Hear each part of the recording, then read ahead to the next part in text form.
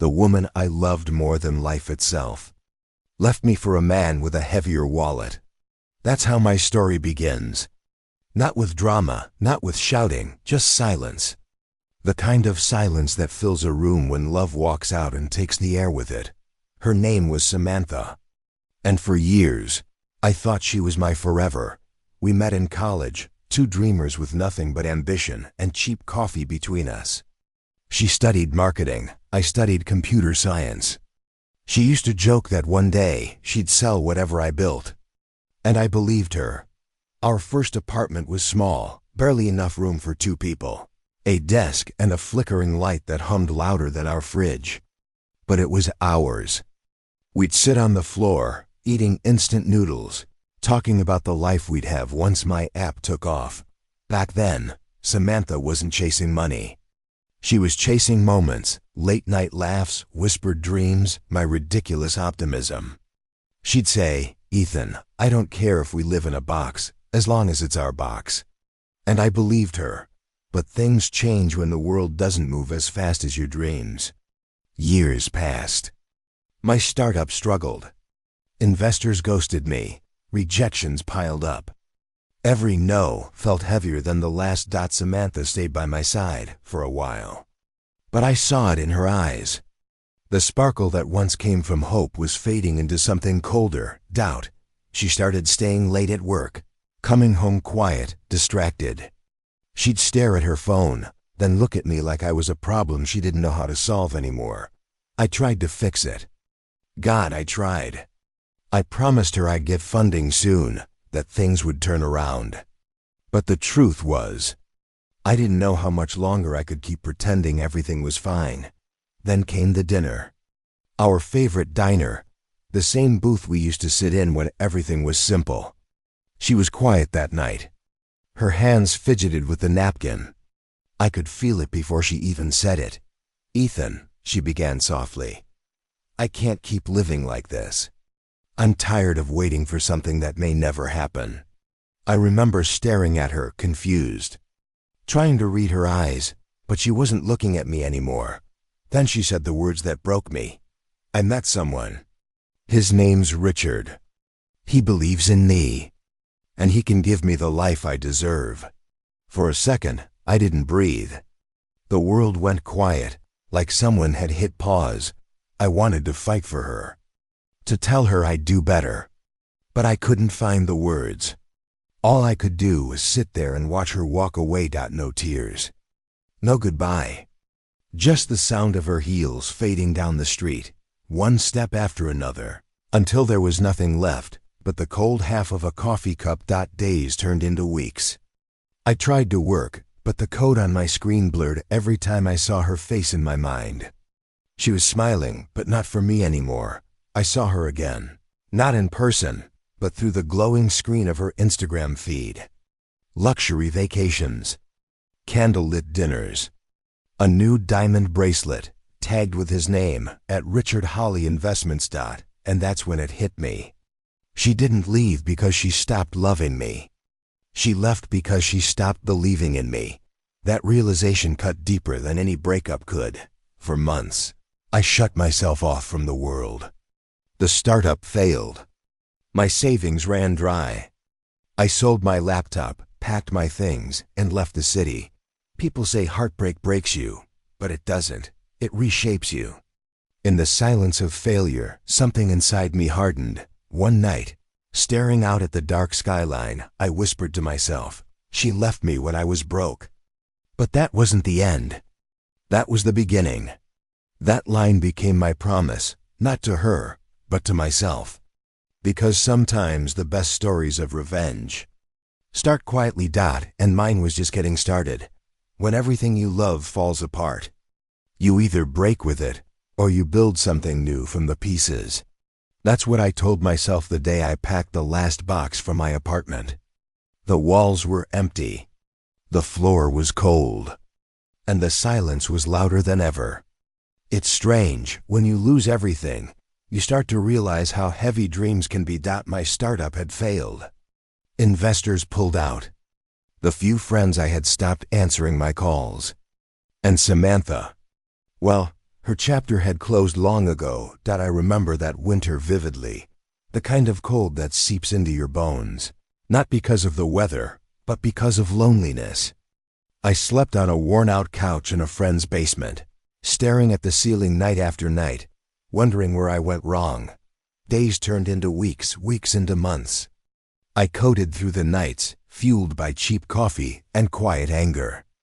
Days blended into nights. Nights into months. But I didn't stop coding. That line became my heartbeat.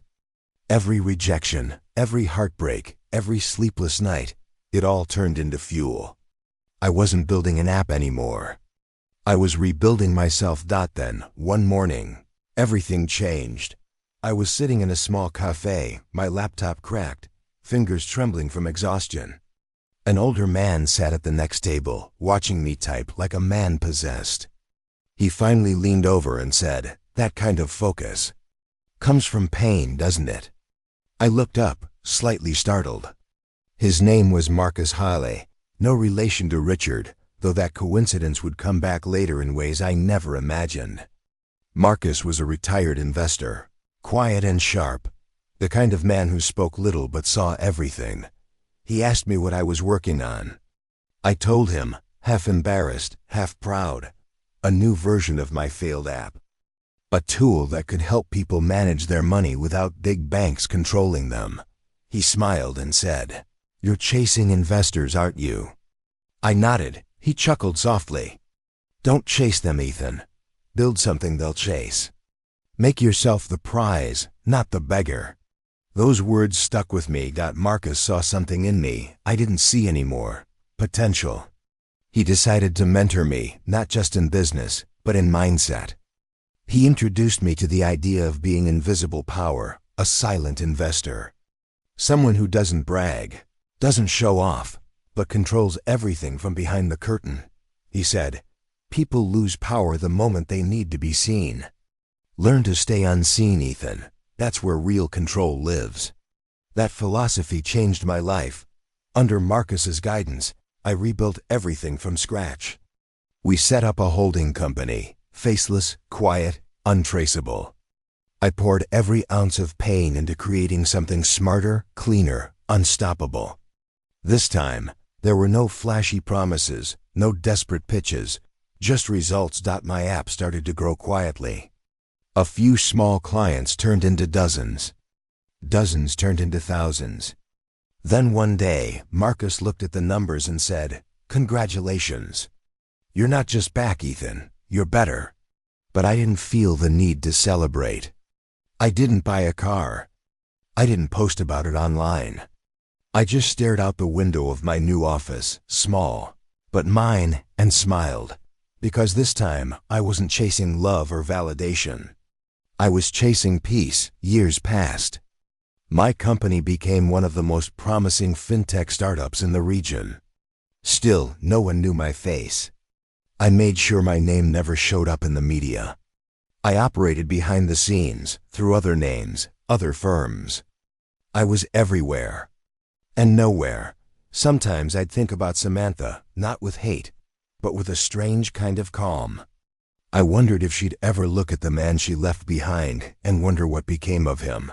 Then one evening, Marcus said something that changed the course of my story forever. He walked into my office, holding a folder, and said, "You've got a new investor interested in expanding your company.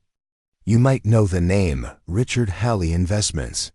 For a moment, I froze. The world around me went silent again. Just like that night at the diner. Richard Hale, the man she left me for. Marcus didn't notice my expression. He kept talking about terms, percentages, future plans. But all I could hear was fate knocking on my door. That night, as I stood by the window, looking at the city lights flickering in the distance, I whispered, I wasn't after money anymore. I was after peace. But fate had other plans. Because deep down I knew this wasn't the end of my story. It was just the quiet before the storm. The man she left me for had no idea I'd soon own a piece of his empire. That thought still makes me smile. Not out of spite. Not even pride. Just the quiet satisfaction of watching fate write a story I could never have imagined. His name was Richard Holla, powerful, confident, ruthless, the kind of man who could charm a room and crush a competitor in the same breath. To the business world, he was a visionary investor. To me, he was the man who took everything, my love, my peace, my life as I knew it. But what he didn't know was that time has a strange way of turning tables. It began with a single phone call from Marcus. "Ethan, we've got a major investor interested in the next funding round," I asked. "Who?" "Richard Holla Ventures." The moment I heard that name, something in me froze. For a split second, I was back in that diner, Samantha's words echoing in my head. "He can give me the life I deserve." I didn't respond right away. Marcus assumed it was just shock, the normal kind. But inside, a storm was brewing. I forced a calm tone. "Let's take the meeting," I said. Of course, Richard didn't know who I was. My company was hidden behind layers of holding firms. I was invisible, exactly the way Marcus taught me to be. And that's when the irony hit me. The same man who had stolen the woman I loved now wanted to invest in the company I built. Fate doesn't write scripts like that for everyone. But when it does, you don't waste the chance. We accepted the deal quietly. Through my hidden ownership, I became one of Richard Hale's silent partners. He was expanding fast, buying up smaller startups, absorbing talent, and making enemies along the way. His empire looked untouchable from the outside. But I knew arrogance like his always had cracks. My strategy was simple. Stay silent, stay close, and wait. Every email, every deal he made, passed through a network that I indirectly controlled. He had no idea that the man reviewing his balance sheets and guiding his future was the same man he'd once left broken at a diner table. Marcus noticed the smirk I'd started carrying lately. "You've got that look again," he said one evening. "What look?" "The look of a man who's finally ahead in the game." I smiled faintly. "Maybe, but this time, I'm not playing to win. I'm playing to end it." Then came the night I saw her again. Samantha. It was a charity gala in New York. One of those events where people wear smiles as masks and talk about changing the world while competing for photo angles. I was there quietly, blending in, enjoying my anonymity. Then, across the room, I saw her. She looked the same, elegant, glowing, confident. But there was something different in her eyes.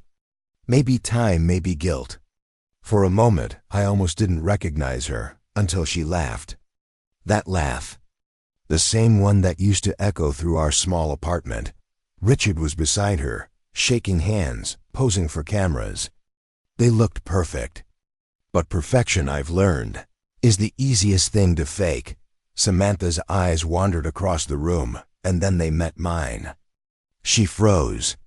For a few seconds, it was like the world stopped spinning. She blinked, disbelief washing over her face.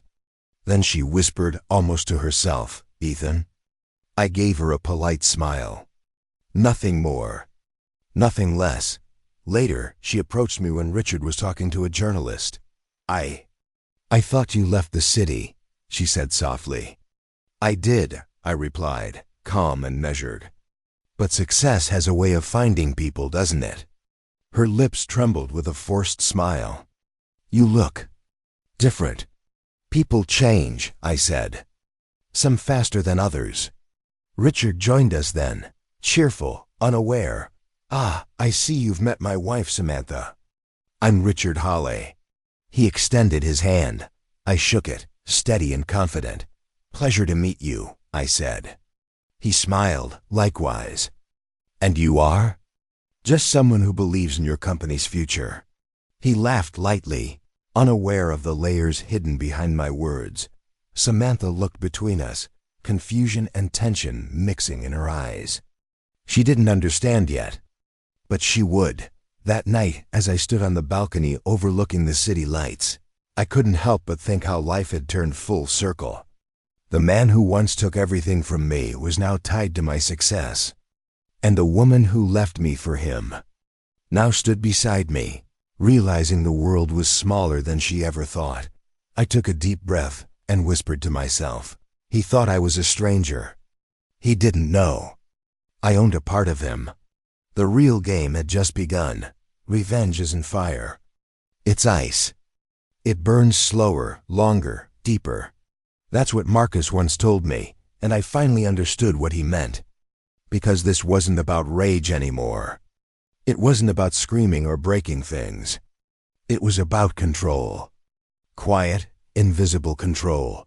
Richard Halley had no idea that the very ground he was standing on was already shifting beneath him. And I was the one moving it. After that gala, I made it my mission to learn everything about him, his company, his partnerships, his weaknesses. I didn't need to hack or steal. I just listened. People always talk too much when they think they're talking to someone harmless. Through my network of silent investments, I had access to more than Richard realized. Balance sheets, acquisitions, board reports, all open doors if you knew where to look. What I found was exactly what I expected. Richard Halley wasn't a businessman. He was a gambler wearing a tailored suit.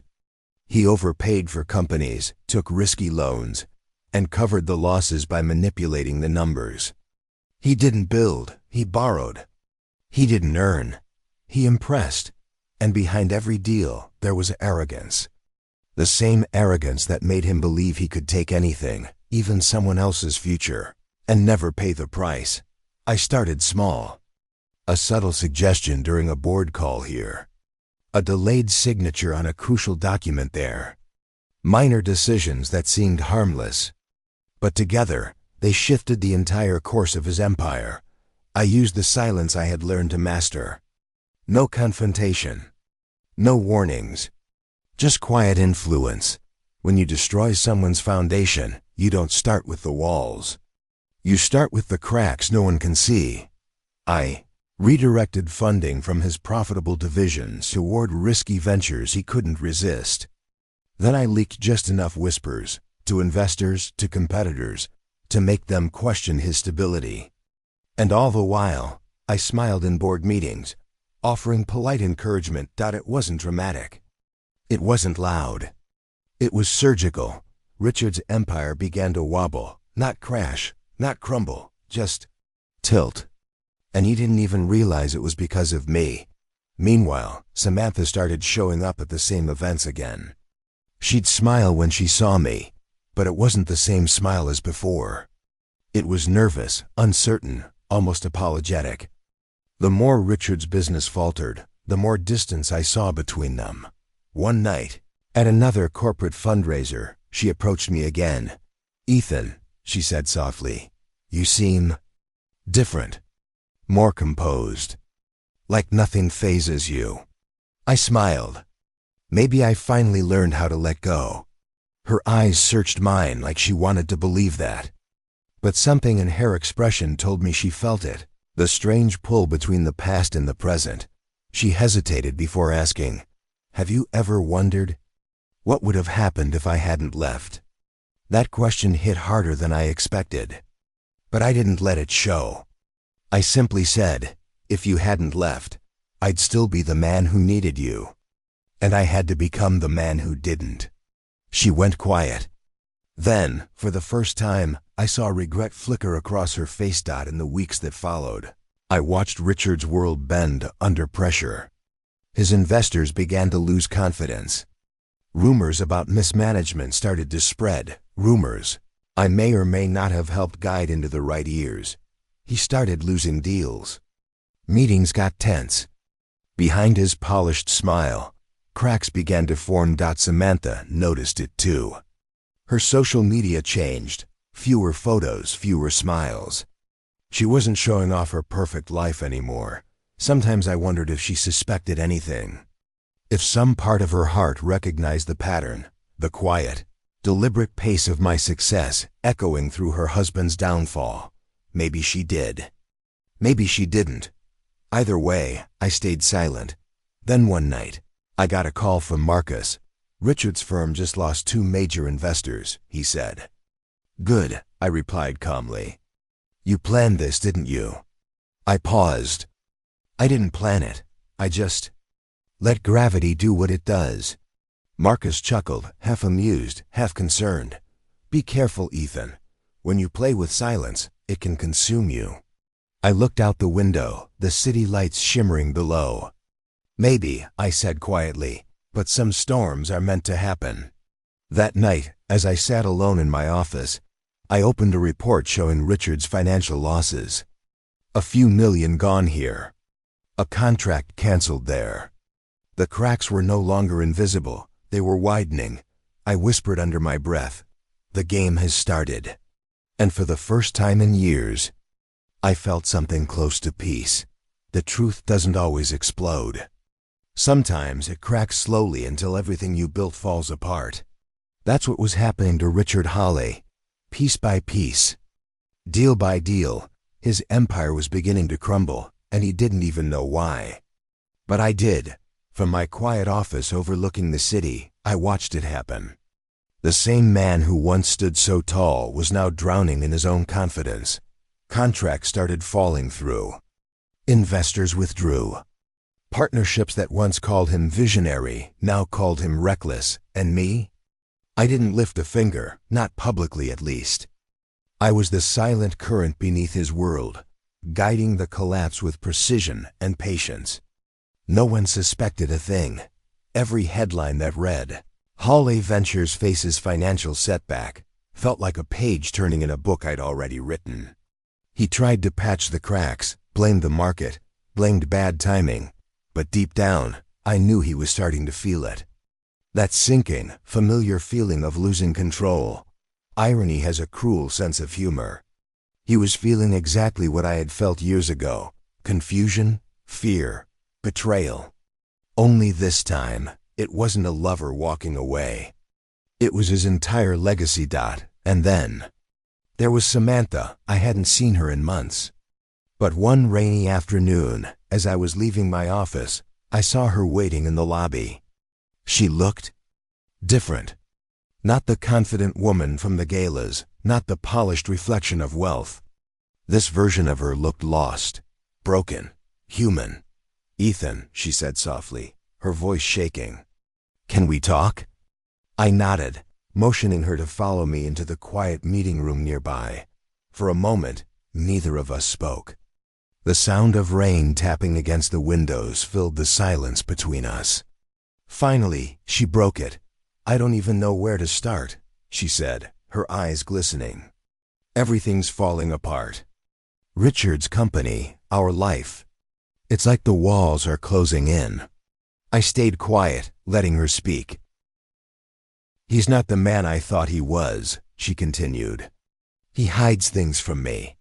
There's money missing, investors leaving, and I can't tell if it's all just bad luck or karma catching up. The word karma made me raise an eyebrow, but I didn't interrupt. She looked up at me with tears she was too proud to let fall. Ethan, I know I don't deserve your help. I hurt you. I walked away when you needed me the most. But I don't know who else to turn to. Her words hung heavy in the room. And for a second, I almost felt sorry for her. I leaned forward slightly, keeping my voice calm and steady. You didn't choose wrong, Samantha. You just didn't know what real value was. She blinked, confused by the softness in my tone. What do you mean? I smiled faintly. Sometimes what looks like gold is just something shiny that fades when the light changes. She lowered her gaze, the truth sinking in deeper than any accusation could. There was a long silence. Then she whispered, You've changed. No, I said quietly. I just stopped needing to prove myself. She nodded slowly, like she understood, or maybe she wished she didn't. As she stood to leave, she hesitated by the door. Ethan, she asked softly, do you ever think about what we had? I looked at her, really looked at her. The woman who had once been my whole world now seemed like a stranger from a dream that no longer belonged to me. Sometimes, I said, but not with regret. More like remembering a place I used to live, before I learned what home really meant. She swallowed hard and left without another word. But what she didn't know was that her visit had set something in motion. Later that night, I got a call from Marcus. "You might want to see this," he said, forwarding me an internal report. I opened it, and there it was. A list of Richard Hale's investors. And at the top, in bold letters, was the name of my holding company, the very one through which I'd been funding him all along, apparently. Samantha had seen the same document earlier that day. For her, the realization must have been like lightning, quick, sharp, undeniable. She finally knew.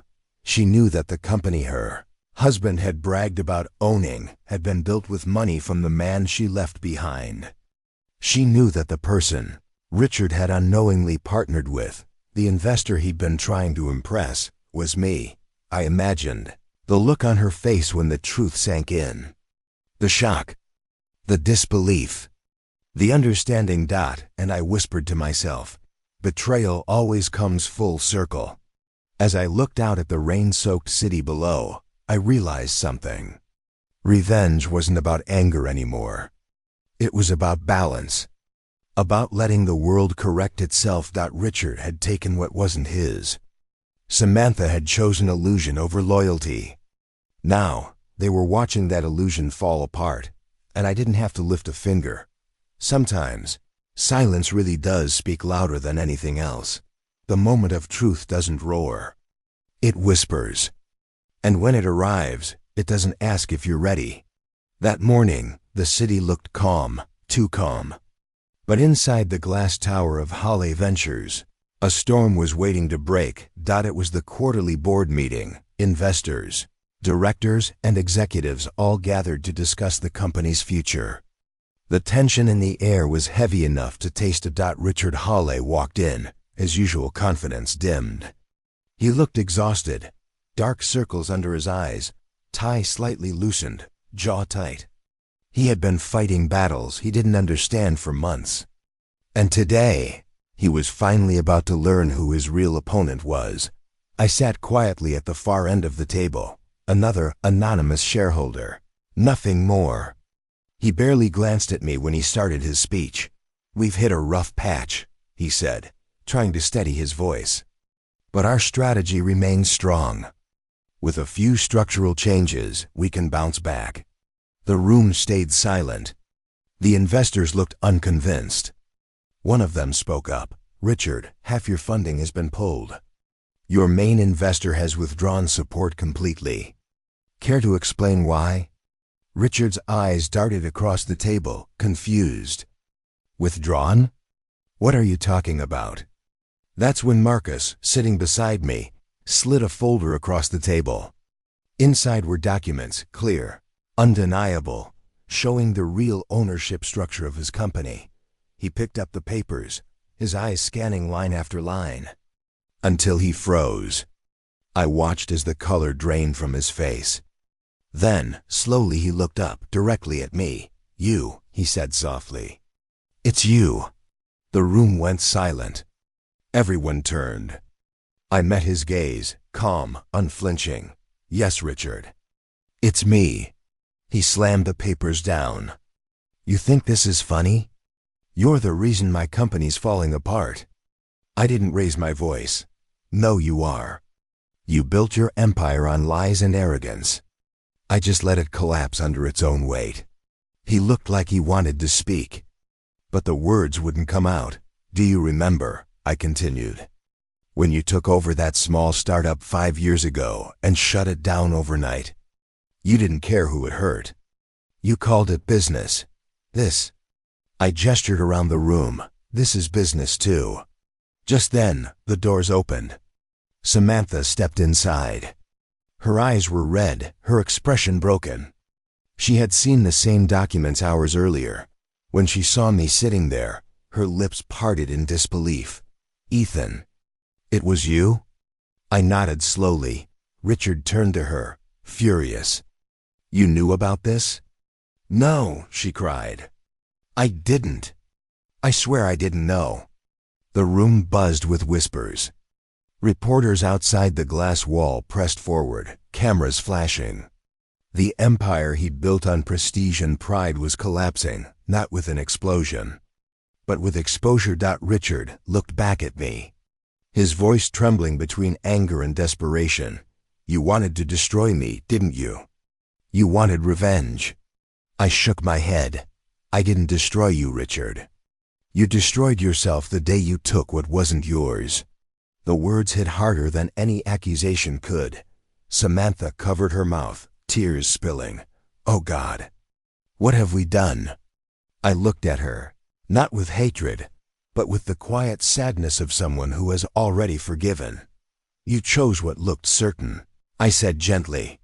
But certainty can be an illusion. Richard sank into his chair, defeated. The board members started murmuring. Some walked out, others whispered about legal action. His phone buzzed again and again with bad news. Contracts canceled, partners withdrawing, headlines spreading like wildfire. For years, Richard Hawley had stood on top of the world.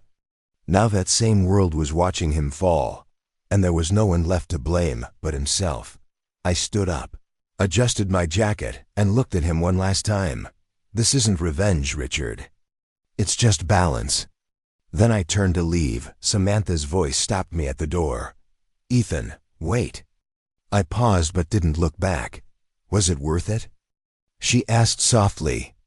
After everything, was it worth it? For a long moment, I didn't answer. Then I said quietly, no, but it was necessary. And I walked out. Later that evening, I stood on the balcony of my apartment, watching the sunset fade over the skyline. The city looked peaceful again. Marcus called, saying the final deal was complete. Richard Hawley was out. His company had declared bankruptcy within days. I didn't celebrate. There was nothing to celebrate. Because revenge doesn't fill the emptiness it comes from. It just quiets it for a while. I whispered to myself, justice isn't loud. It doesn't come with applause. It comes in silence when the truth finally stands on its own. And for the first time in years, I felt free. Revenge gave me peace. But not happiness. That's how I describe the ending of my story. Not a victory, not a celebration, just a quiet peace that comes after a long storm. After the collapse of Hawley Ventures, the headlines filled the city. Business tycoon exposed. Richard Hawley steps down. Once mighty firm crumbles overnight. People moved on, as they always do. But for those of us who had lived through it, it wasn't just business. It was personal. In the weeks that followed, I didn't reach out to anyone. No statements. No interviews. No explanations. I didn't need to prove anything anymore.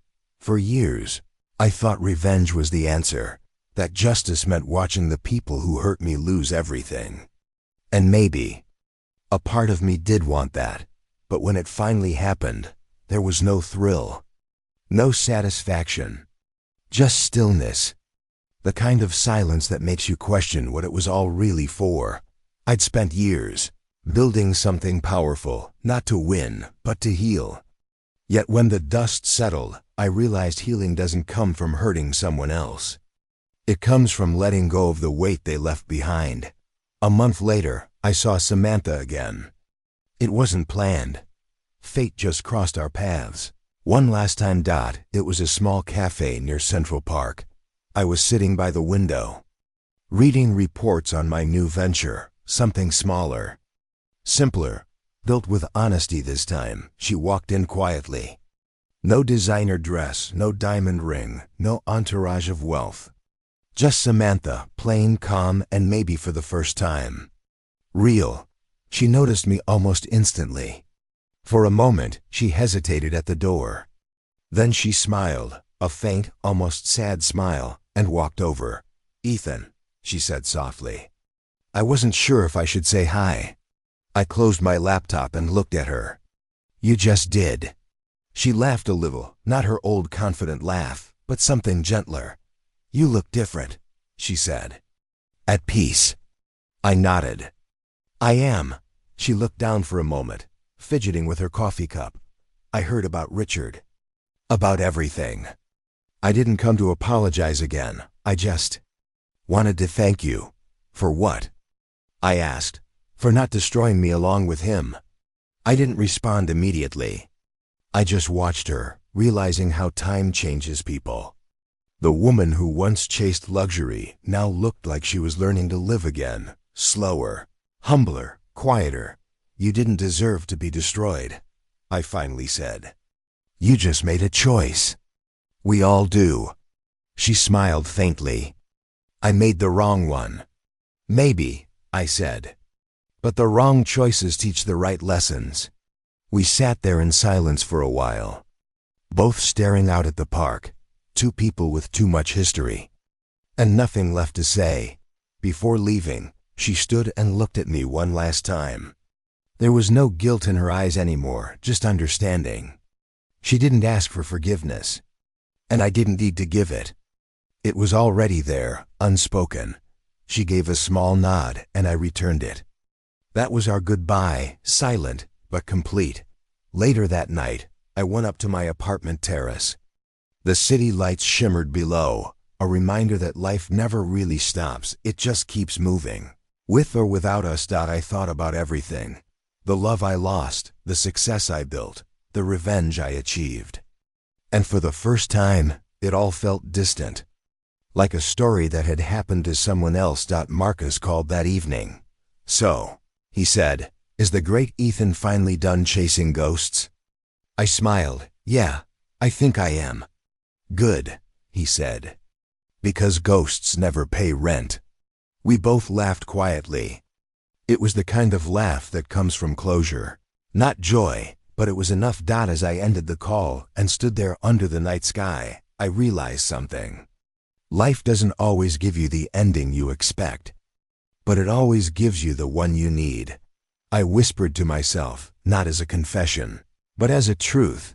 She left me for a rich man. But wealth fades. Character doesn't. In the end, silence spoke louder than revenge ever could. The camera would fade out here, slow piano music, city lights soft in the distance. A calm wind brushing through the night. Because that's what the end of revenge really feels like. Not fire, not fury. Just quiet understanding. And as the screen goes dark, my voice would return one last time. Sometimes, the greatest revenge isn't about making them fall. It's about learning to rise without them.